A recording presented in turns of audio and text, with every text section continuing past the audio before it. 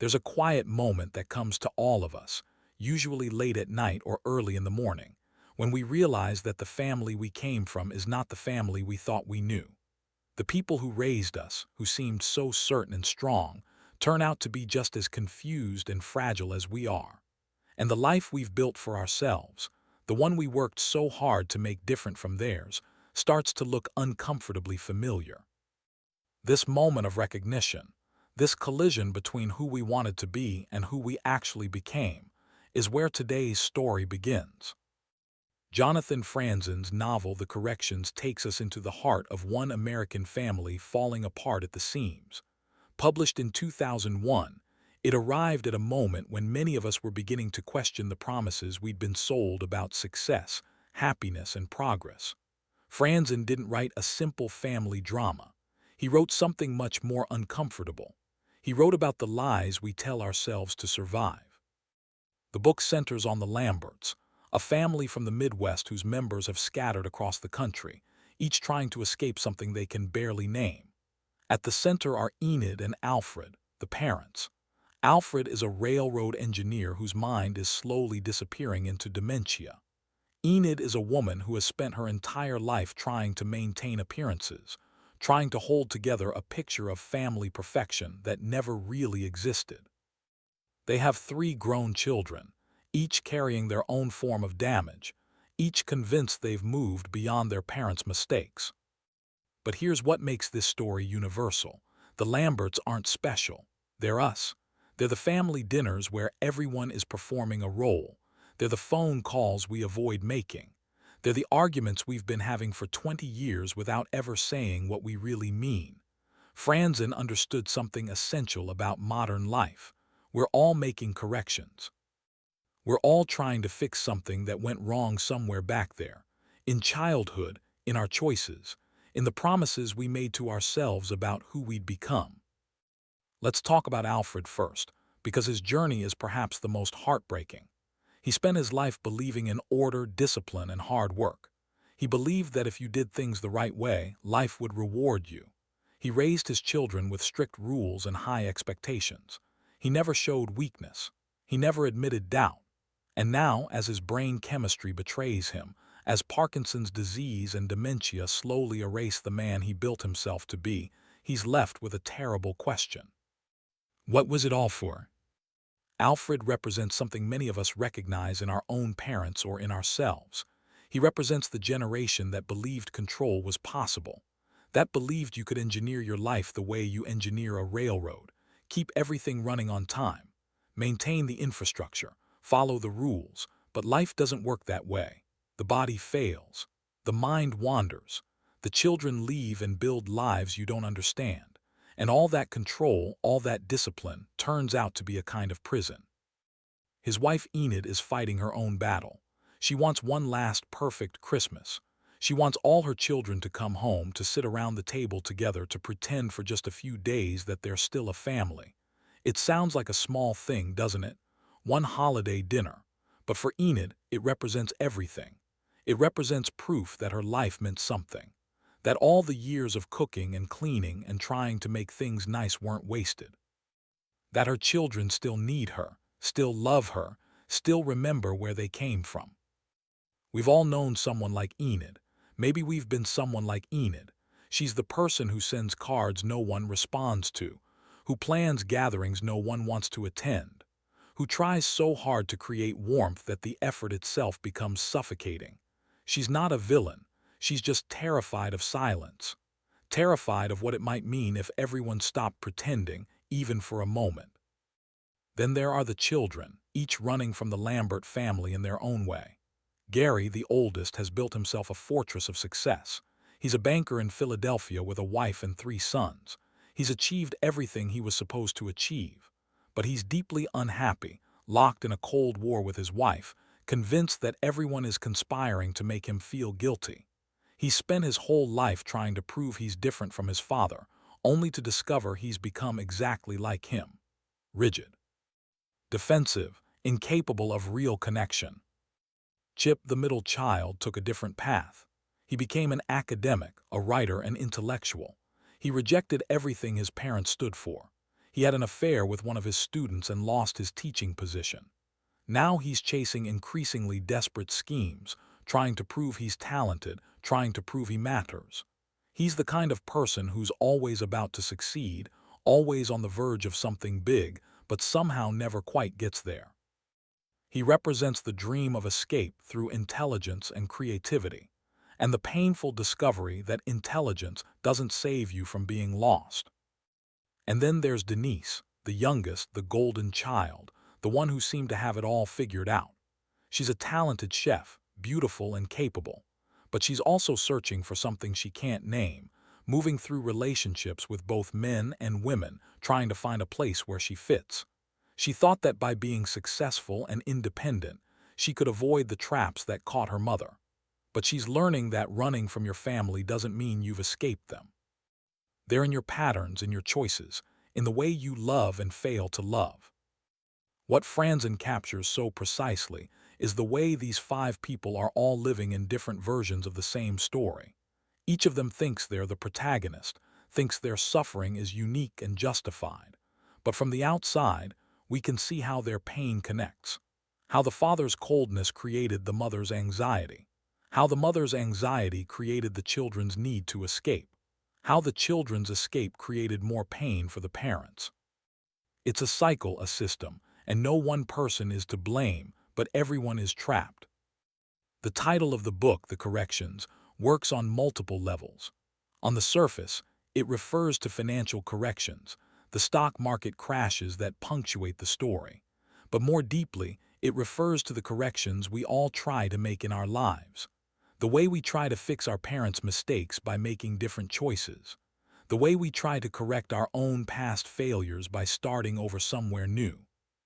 The way we hope that if we just adjust one thing, just make one change, everything else will fall into place.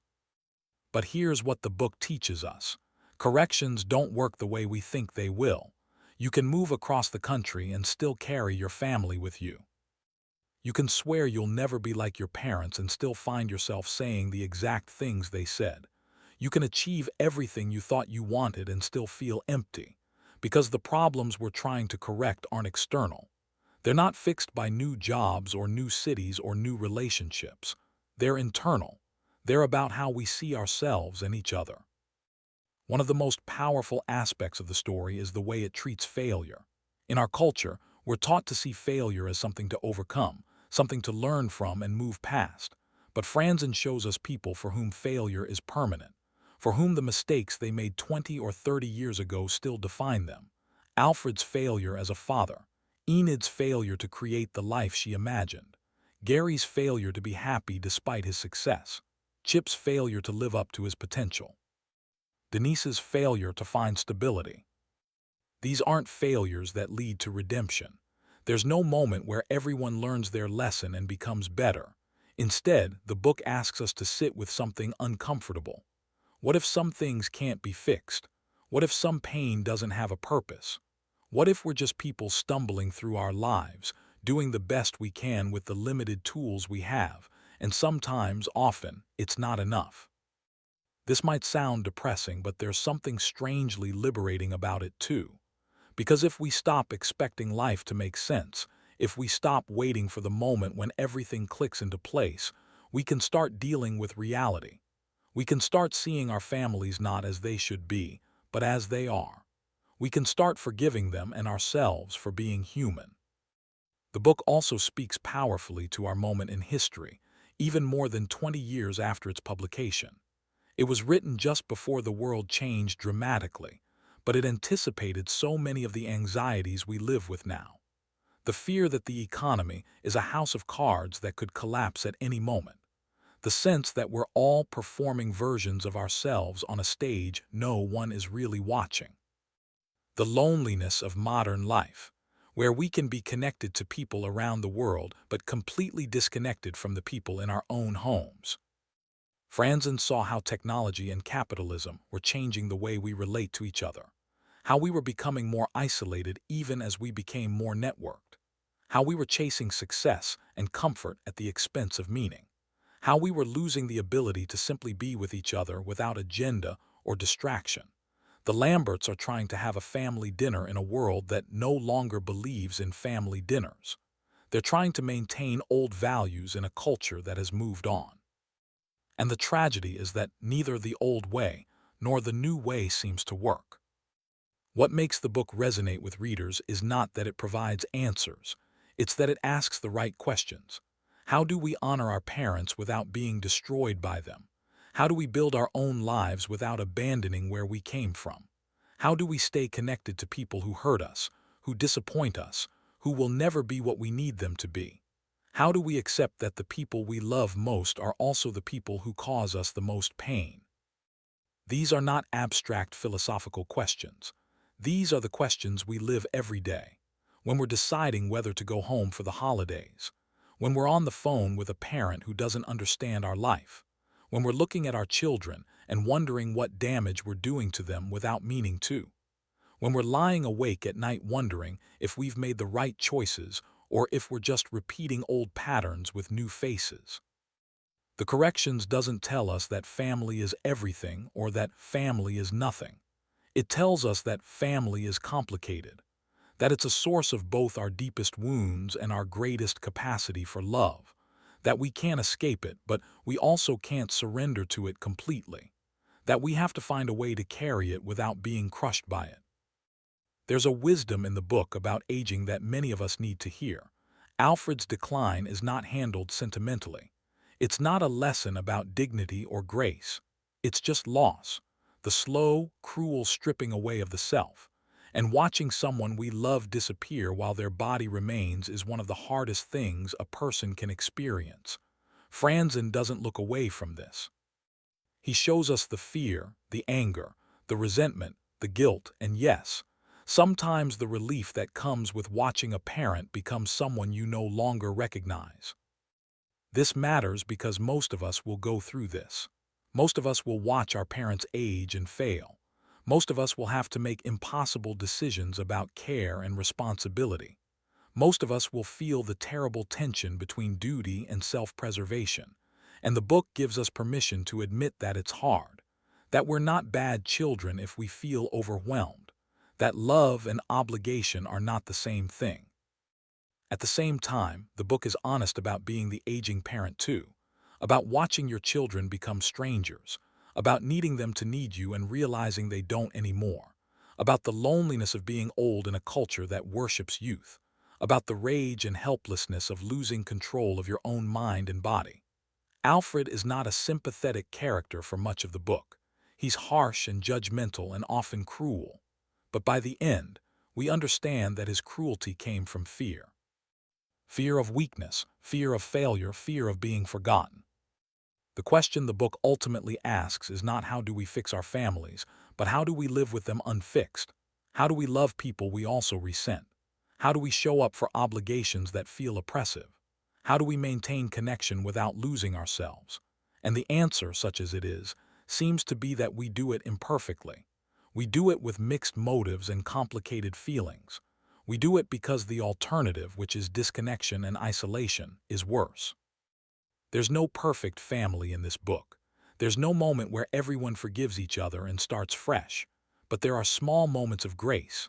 Moments where people show up even though they don't want to. Moments where someone sees another person clearly, without judgment, just for a second.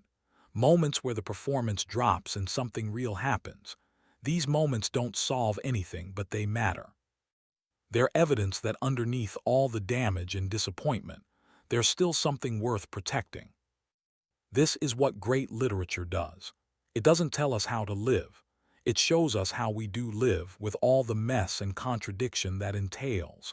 It holds up a mirror and doesn't flinch. And in that unflinching attention, we find something like compassion. Not cheap forgiveness, not excuses, but the deeper understanding that comes from seeing clearly. So why does this book matter now? Why should we spend time with these difficult, flawed people and their painful story? Because we're living in a time when many of us are reassessing what we were told about success and happiness. We're realizing that the script we were given, work hard, make money, have a family, buy things, doesn't lead to fulfillment. We're feeling disconnected and anxious and exhausted.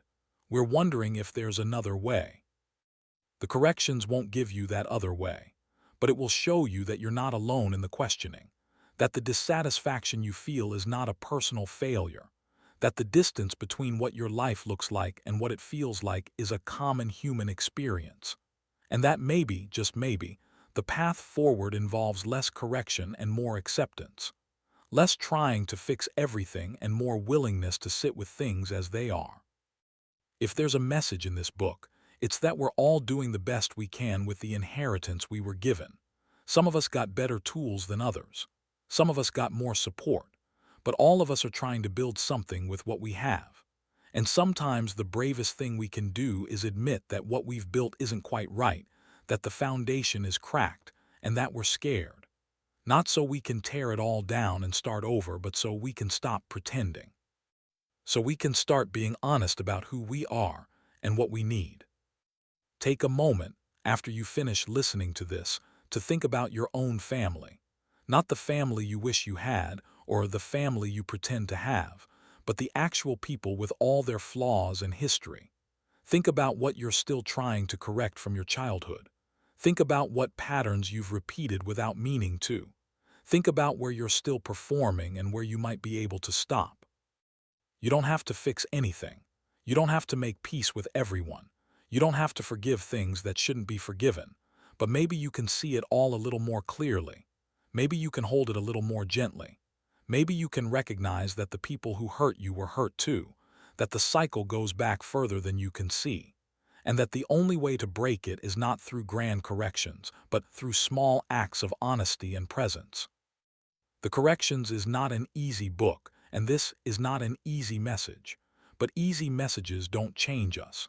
They just make us feel better for a moment before we go back to living the same way.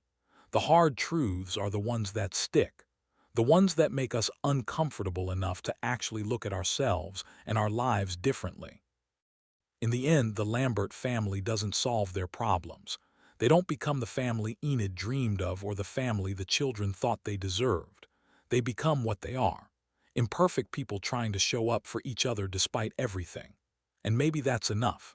Maybe that's all any of us can hope for. To be seen, to be present, to keep showing up even when it's hard. To make room for both the love and the pain because they come together. Because you can't have one without the other. If this story resonated with you, consider subscribing to Classic Books Explained for more timeless ideas.